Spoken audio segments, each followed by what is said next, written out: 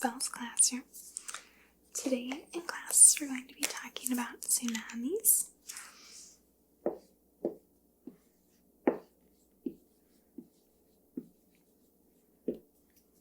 So we'll be talking about, how they form, how they're measured, what you can do if a tsunami is coming. So I hope that you enjoy this lesson. So with a tsunami, typically one wave moves toward the shoreline and another travels into the open. So tsunamis at the shoreline, it's not a gigantic version of, breaking wave. It's a very rapidly rising tide rushing inland. Sometimes the water will pull back and then come in. So it's a series of waves, and they may arrive every 10 to 60 minutes. So I'm going to just kind of draw a little diagram of what this, might look like. So we've got this land here. So here's our land, or the seafloor we could call it. Okay. And then out here we've got the open ocean. Okay. And then here we've got the trough there. Above that we've got the crest there. And within that, we're going to have some waves here. And we're going to call this the land. Here's a little house.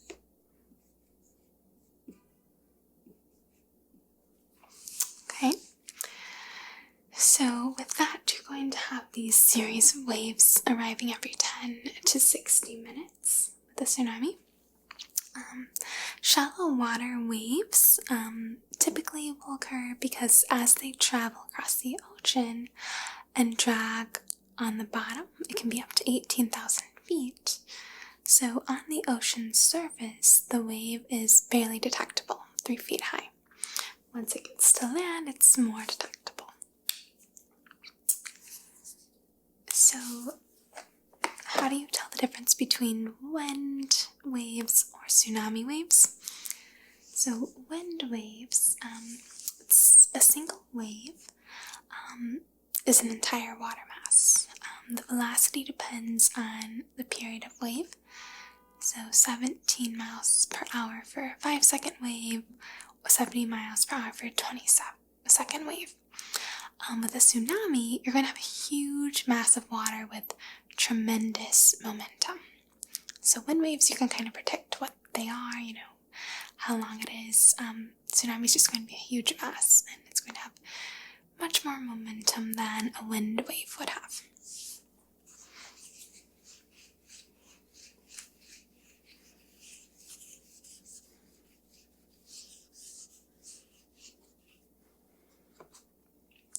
So velocity is also something, that's discussed with tsunamis.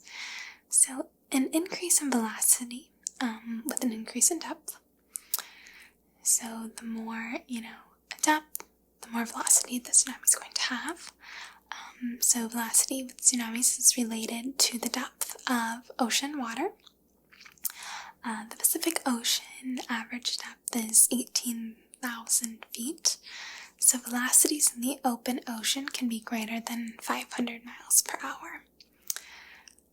So just a little bit of background. You may have heard of the tsunami in Japan in 2011.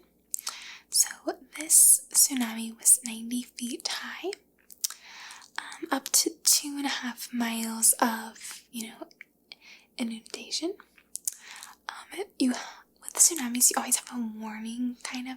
So they had an 8 to 10 minute warning. Typically, the water will pull back and then come front. So you have 8 to 10 minutes to kind of, go to higher ground, go to the hills. You don't want to be near the shore.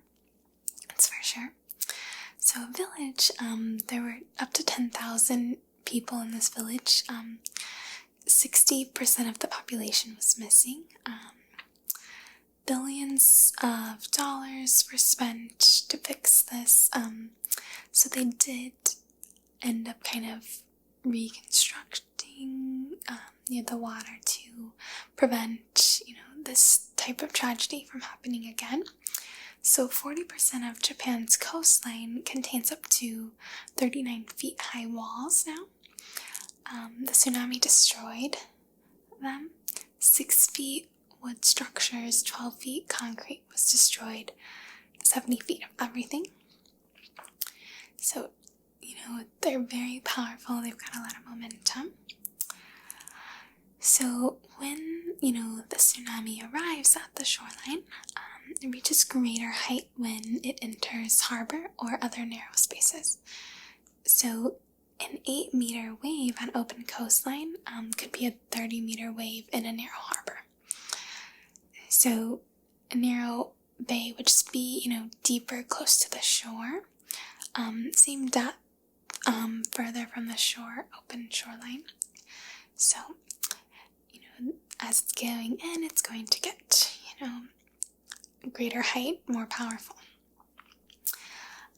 So as, the waves reach shore, speed is reduced, but height is increased.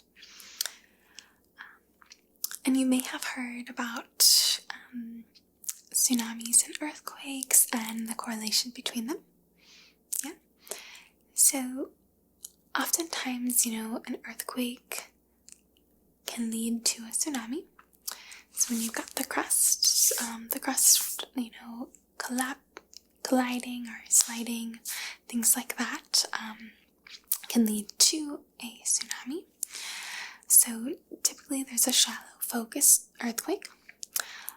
A large volume of oceanic crust is displaced. So the movement of the crust also displaces a large volume of water. So the water has to move as well. So if you feel an earthquake, kind of mild shaking for more than 25 seconds, powerful, distant earthquake may have generated a tsunami. So the sea may withdraw significantly, or it may rise.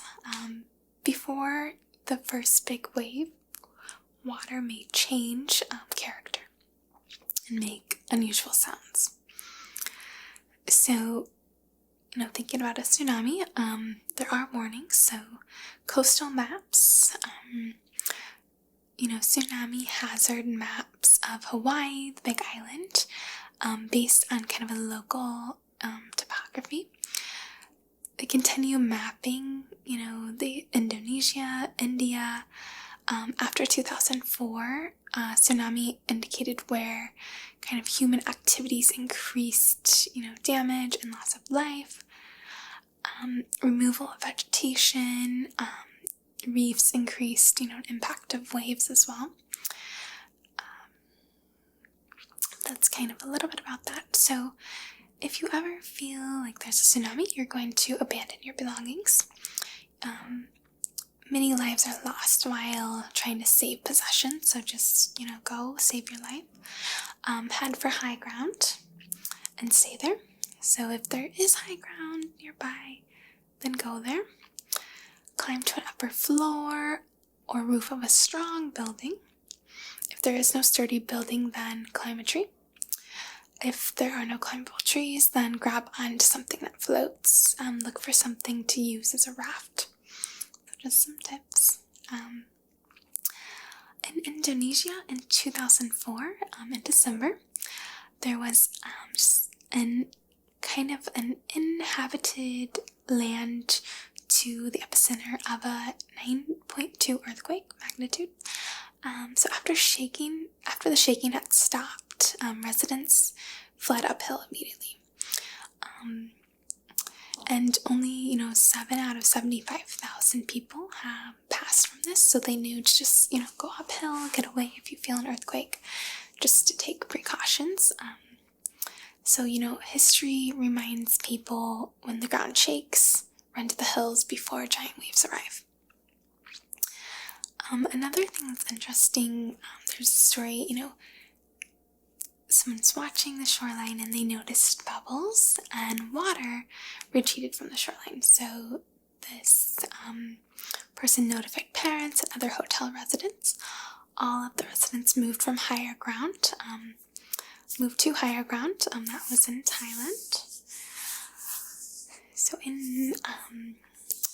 there are some Pacific tsunami warning centers. So in Alaska, the west coast of North America, that's kind of where they watch. Hawaii, the remainder portion of the Ring of Fire. The National Oceanographic and Atmospheric Administration also is a part of this, and the Pacific Marine Environmental Labs do as well. So another thing with the tsunami, how they measure a tsunami is called DART. So the goal of DART is to reduce the loss of life and property, eliminate false alarms of tsunamis. So stations are positioned in regions that traditionally produce tsunamis. So how they look at this, they're looking at sea floor pressure. There's also an acoustic link, which is used to transmit data from the pressure recording system. And the data is relayed via satellite. So just kind of an overview of tsunamis. So they're formed when a large volume of water is displaced. So sometimes that happens with an earthquake because the ocean crust is displaced, so then the water has to go somewhere as well. When offshore, one set of waves moves onshore and another offshore. Waves arrive in a series in a shorter amount of time, closer to the epicenter. Waves increase velocity with depth of ocean. All waves approach the shoreline, so the energy kind of orbital collapses, friction increases along the ocean bottom, wave slows, but energy is the same, and drives water onshore. And, the geography of the shoreline kind of influences the height of surge. So that's just a little bit of information on tsunamis. But I hope that you enjoyed this sweet but short lesson. And thank you again for watching. I'll see you